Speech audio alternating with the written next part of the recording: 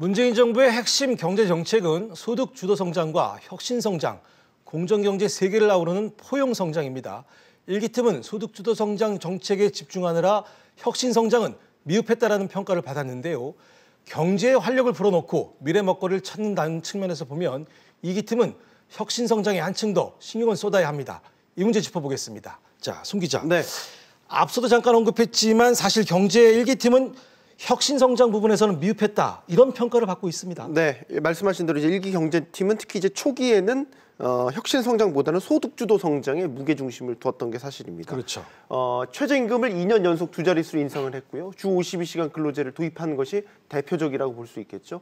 반면에 혁신 성장의 로드맵과 또 정책 추진을 뒷받침하기 위해서 대통령직 속 4차 산업혁명위원회가 만들어지긴 했는데 손에 꼽을 만한 성과가 한 개 정도입니다. 네.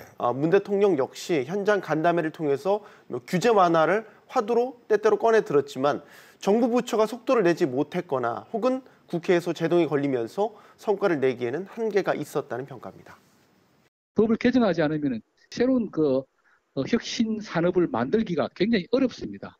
지금까지 성공적으로 된 거는 인터넷 은행법 하나 됐고 아직 갈 길이 멀다고 할 수 있는 거죠.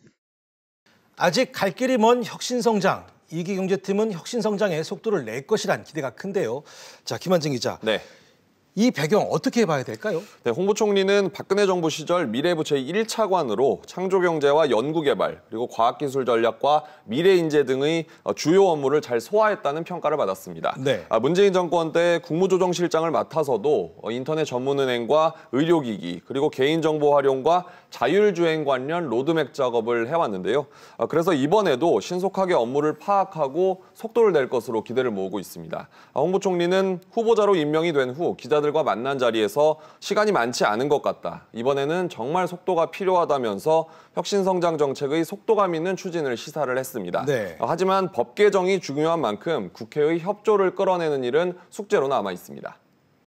국회가 움직여주지 않으면은 홍남기 부총리 혼자의 힘으로는 아무것도 할 수가 없는 거죠. 결국은 대통령께서도 지원을 하셔야 되는 거고 정부 여당 의원들 그리고 야당 의원들 설득해서 같이 나가야 되는 것이고 결국 혁신 성장의 핵심이 바로 규제 개혁인데요. 일각에선 경제 2기팀의 최우선 과제로 이 규제 개혁을 꼽기도 합니다. 자, 김한진 기자. 네.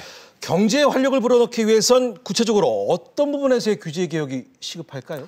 네, 재계에서는 생명과 안전 같은 필수 규제를 제외한 나머지 규제들에 대해서는 원칙적인 폐지가 필요하다, 이렇게 입을 모으는데요. 네. 홍 부총리도 사회적 파급력이 큰 규제로 꼽은 공유경제와 원격 의료, 그리고 핀테크로 불리는 금융기술과 같은 신기술이 대표적입니다.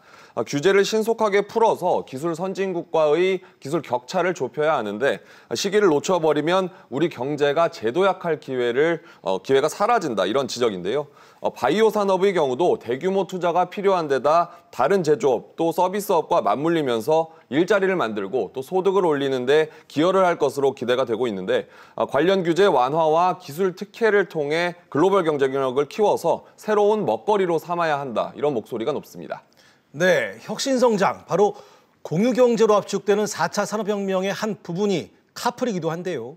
최근 카카오택시의 카풀 진출을 두고 택시업계가 강하게 반발하면서 택시기사 한 분이 분신 사망하는 사고까지 벌어졌습니다. 이 부분 역시 홍 부총리가 어떻게 조종자 역할을 할지에 관심이 모아지는 대목이기도 하죠. 네, 홍 부총리는 취임식 후 가진 기자간담회에서 택시기사 사망 사건을 언급했습니다. 안타까움과 함께 상생 방안을 마련하겠다라는 입장을 내놓았는데요.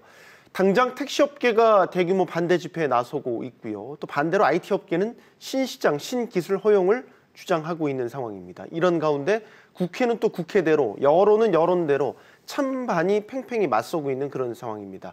어떻게 보면 이 카풀 문제가 홍 부총리가 강조했던 이해관계 조정의 벽을 넘는 사회적 대타협의 첫 사례가 될 수 있다라는 점에서 홍 부총리의 행보에 관심이 쏠리고 있습니다. 그렇군요. 자, 그리고 홍 부총리가 첫 외부 일정으로 자동차 부품업체를 방문했네요.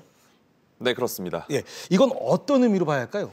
네, 투자와 고용 부진이 우리 경제의 리스크 요인으로 작용을 하는 가운데 제조업 활력에서 돌파구를 찾아야 한다 이런 판단으로 풀이됩니다. 네. 홍 부총리는 제조업 활력이 시급한 가운데 주력인 자동차 분야가 우선순위라면서 자동차 부품 업체를 선택한 배경을 설명했는데요.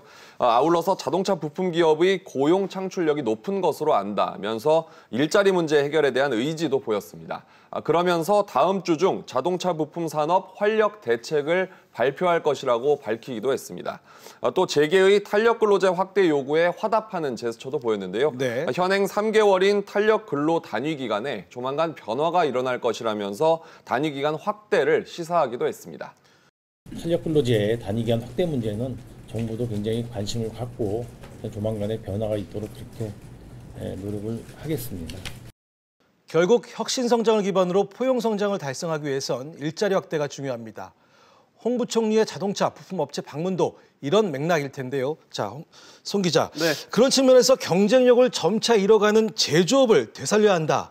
이런 지적들이 좀 많이 나오고 있습니다. 네, 우리나라 제조업 중에서 대표적인 게 조선업을 꼽을 수 있는데 조선업은 아시는 것처럼 이미 한바탕 구조조정으로 홍역을 치렀죠. 네. 자, 그리고 최근에는 자동차 산업의 위기감이 고조되고 있습니다. 맏형이죠. 현대자동차 세계 시장에서 경쟁력을 잃어가고 있고 보신 것처럼 부품 업체들마저 지금 줄도산 위기에 놓여 있습니다. 유일하게 호황을 누리던 반도체마저 정점을 찍고 꺾이고 있는 상황이고요. 중소제조업체들은 가격 경쟁력이 약화되는 가운데 중국과의 경쟁에서 밀리고 있습니다. 예. 이런 상황에서 이기경제팀은 일자리를 만들기 위해서는 결국 제조업을 새롭게 살려야 한다라는 과제를 안고 있는 것입니다. 4차 산업혁명을 제조업에 접목시켜서 첨단적인 어떤 산업발전 체제를 다시 갖추고 많은 기업들이 창업과 투자를 해서 일자리를 만드는 그런 새로운 경제 구조를 만드는 것이 새 경제팀의 가장 근본적이고 중요한 과제다 이렇게 볼 수 있습니다.